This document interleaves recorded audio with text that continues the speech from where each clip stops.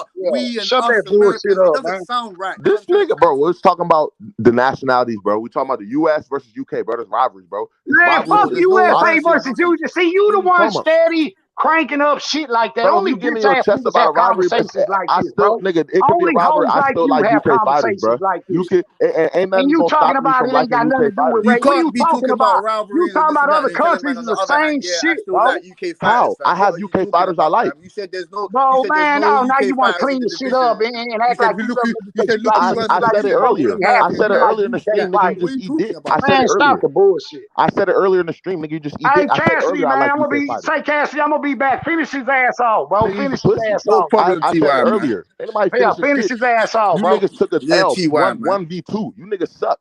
You niggas took an There's L no 1v2, 1v nigga. nothing. It Man, was You you niggas me. got suck. It smoked was You up in niggas, this me. this hole. It was this You got me. dumbass You that nigga was smoked up said having in this race debate. and hole, man. TY nationality is wasn't the hearing the same thing. bullshit. He was That just shows saying his that level of bullshit that he was education. saying. That's his education What's and talking level about of some educate, pseudo brother? bullshit. You're The steady fuck, talking about we and us and this and that, like bro, it's I'm a talking about cult or something. America, bro. Like it's a America. cult I or am something. Like American, it's nigga. not a Eat a cult. dick, nigga. No, I'm I am a American. boxing fan. I don't care if you're from Okay, but Ireland. we I was don't talking care about if you're from which Australia. country? I don't We care talking if about you're which from country, fucking and it Pluto. started from UK fans saying they've been dominating. It started from them saying, "Oh, look Who's at the them? last Who's them? 20 What years." UK fans? I don't know those UK Bro, they fans. were What are on you talking about? exactly. You wasn't here, nigga. You wasn't here when the conversation started. You came and eating Oh, dick, nigga. Assuming, cause one guy assuming. most really said that that Bro, I he don't speaks know for the what the whole of fuck. the I was UK. just making a He general speaks for the whole statement, of the nigga, that UK. Americans have been dominating boxing, nigga. You niggas got in your chest from a general statement, bro. That's true, nigga. So if you get mad about the truth, nigga, eat a dick. I don't give a fuck, Where's nigga. the Fuck truth in all that y'all though? niggas, bro. What you keep If saying you get in Americans your been chest dominating, about but what? a Where's real your statement, truth? nigga, Where's eat a your dick. truth in that though?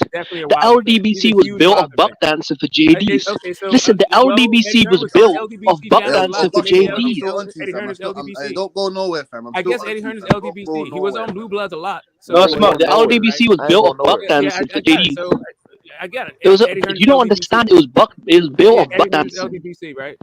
The whole Bro, LDBC was built of buck dancing Yeah, I got JDs. it. So right. I mean, I Get the get it. smoke. And That's what your the whole thing is LDBC built was on about. trolling. And Buck your whole dancing for and your JDs. whole That's what it your was whole about. boxing It thing was is about based on AK drama. Master And Diaz. your whole thing about That's getting what the on whole. panels, It was. your whole thing about getting on panels is drama. It was JD's Drama AK and trolling. Master Regardless, Diaz. I'm gonna The whole respectfully LD. That's what the whole spar you And and LDBC. show you what really, you just what here you to speak That's what the fucking troll LDB and stands spread for. respectfully drama. gonna spar you and Bro, show you what it's I get got all it. about. no. It's It was not. all Yes, about it's buck not you. dancing It's for them, right? JDs. Ty, you Yeah, pussy. it's It was not you, about Jimmy. It's You clearing them, don't be right? JD making no sense. loaders. You Yeah, tried to it's not. race bait Yeah, and it's call not me you. a It's race It's them. called bait. a walk. You's a racist. JD. That's what It's the all whole good, That's what Freddie. it LDB That's sounds was like. about. nothing to That's do what with it you, sounds right? like. It was Weird about ass buck You're nigga. not the one dancing. on here spreading That's a what it bunch of sounds And like. bullshit. and Forget then it, Listen, right? listen to this it nigga was about talking buck about buck Yeah, dancing yeah, dancing, for right. talking about race. JDs. All you got is What the facts, fuck right? is you, No, bro? no, You that's what the niggas whole pretty Yeah, LDBC racist. was. I It was get it. about Yeah, buck yeah, yeah, dancing for yeah. JDs. No. Taking Don't the worry, bullet man. for Don't Master worry, man. Because Diaz. again, Don't worry, man. it's everybody We'll Throw link here up Mark with that trolling. Breland tomorrow. Don't under worry. the bus. We don't need to argue All and you do do this is Why'd you right talk throw now, Mark about. fam. Breland under the You bus? Don't never worry, man. come on here Get the trolling. smoke. We'll You have a You support chat. never him. We'll come have on a here That chat. We'll threatened have to a trolling. chat. shoot I Don't can't worry. hear you. Sugar You Hill. never come on here Why the We'll have spreading. a LDBC You chat. threatened to shoot Sugar That's Hill? not you. What That's you them. saying? Why the I said, don't LDBC worry, man. threatened to Don't worry, shoot man. I Sugar was What Hill? you never saying? Possible, Black arguing right? back man. and forth, man. You never talk about Whenever we link anybody's up or whatever, country. we'll have You a never straight talk But up about they'll chat. race anybody. We'll All come you on do the is back come club. on here to I'm We'll not. go find a JDs. gym Bro, somewhere and we're I'm gonna a have a You big good time. fucking fucking have I'm coon. a You beat the Uncle fuck Tom. out you. Yeah, I'm yeah, a beat the Get the exactly. fuck That's smoke. all. You're out an That's you. Uncle it, No, right? Tom. you won't. Yeah, No, exactly. you You're an won't, Uncle sir. Tom. No, you won't, Excellent sir. boxing You're an You announcer. see Uncle this way? Tom. No, you won't, sir. Hey, How you No, would you you see this won't, know? sir. ugly face? No, you This won't, sir. How You're an would Uncle you ugly know? Tom. face been Like, missing No, what do you you more than got? won't, Do you sir. have an money. Hey, American I've like been fighting do for. you Stop trying I've to been take have fighting. the American Leprechaun's Hall of flag. Fame You see book or my something? face? Stop trying to take a bullet for Trump's flag. Okay. Stop trying to take a bullet for Trump's flag. I'm Trying to take a bullet for Trump's flag. I hear you, bro. Donald Trump let you touch that flag. I'm asking. Get them up with Donald Trump. Augusta, would Donald Trump let you touch that flag? Now it's I'm Donald asking. Trump, right? Now it's Donald Trump. What'd he say? I don't know. He's talking about Donald Trump for some reason. Because Donald Trump. Listen, all I'm saying is you stop buck I know. You're never on here spreading bullshit. Right? You're never trolling. All you do is come on here and talk about boxing. Ready for your I love your technical breakdown of like. Listen, the LBC was built of buck dancing. Listen, the whole bro. Jimmy, the LBC was built of JD's buck dancing. Right? That's what I've come to expect. They were built of buck dancing. The whole LDBC is about buck dancing for JD's. That's what the LDBC is. Systematically buck dancing. You don't care about buck dancing for JD's. Buck dancing for JD's. I work just like. Listen. It's all about buck dancing. That's you co-sign that. That's it. You co-signed that buck dancing. He's not here to present himself as some sort of fake arbiter of what's right and wrong in life, right? What he does is just talk about boxing. Pure Stop trying to take a bullet for Trump's flag. That's what I'm saying. You out here disrespecting people's countries. Right? All I'm saying is with Donald Trump, you sound like a KKK supremacist. What's the correct distance that you should have your feet out? The last one standing to back this. All I'm saying with Donald Trump, let you touch that flag. Calm down. Would Donald Trump let you touch that flag? I'm asking you. Would Donald Trump let you touch that flag? Yeah, I hear you, bro. Like, I'm asking you. That bullshit that guy was talking about. What? Exactly, co-signed it, and then he wants to play victim. Oh no, the British fan started it. Exactly. Then he wants to play victim. No, the Brits started it. You're talking about boxing, right? This is no. Boxing conversation. Listen. Correct. Shout out to Augusto. He cleared the confusion.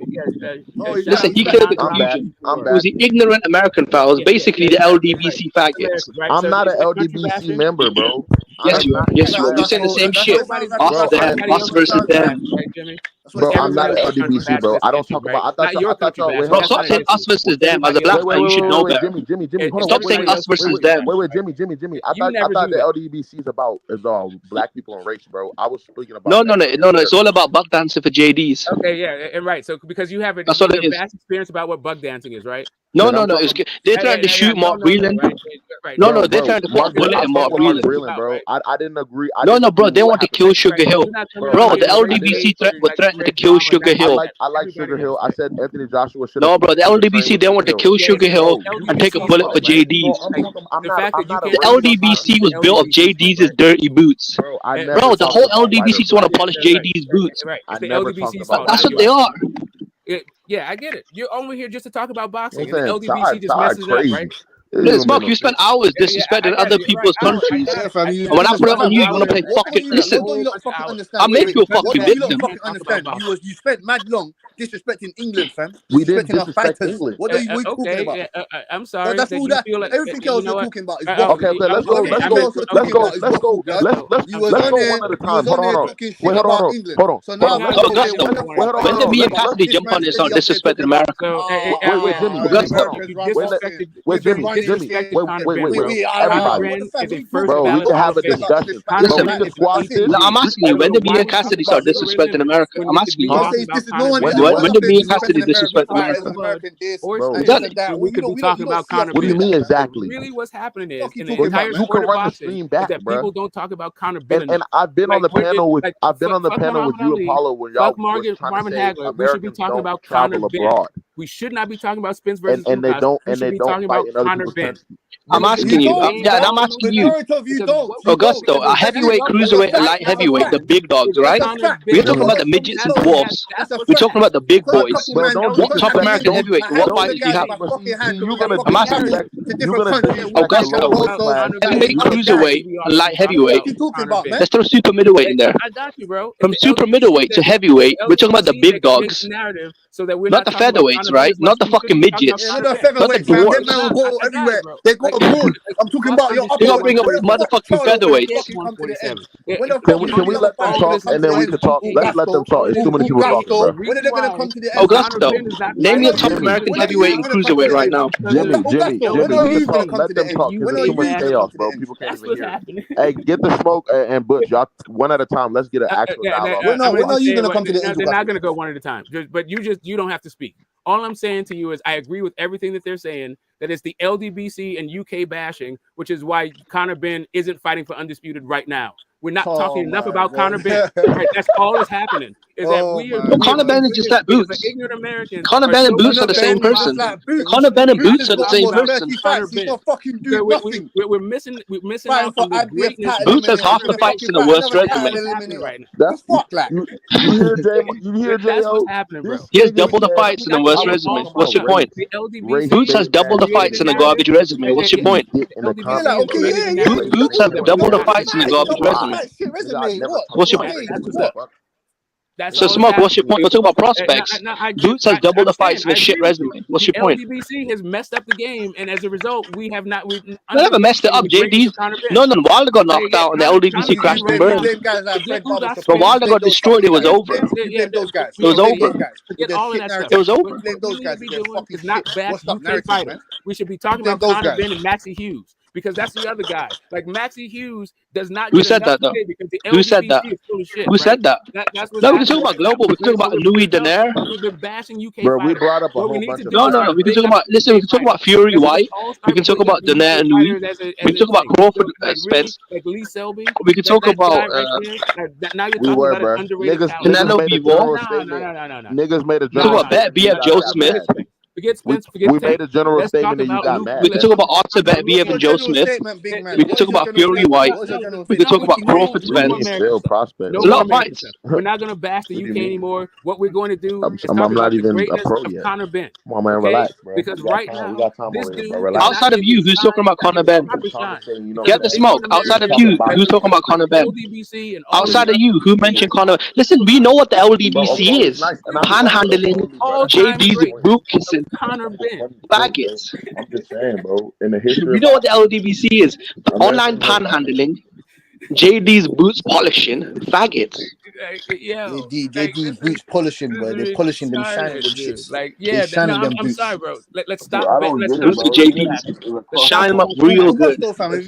Shining them up real good with Master Dia. Master Dia. What I'd like Master to Dia. I don't get it, man. I don't get it. I don't understand. What do you fucking I don't know, bro. They just love JD. Bro, I have a question. Bro, they were trying to kill. They want to kill Sugar Hill. Don't understand. The Wilder fans want to kill Sugar Hill. The Wilder fans, the LDBC want to kill Sugar Hill. You're in your chest.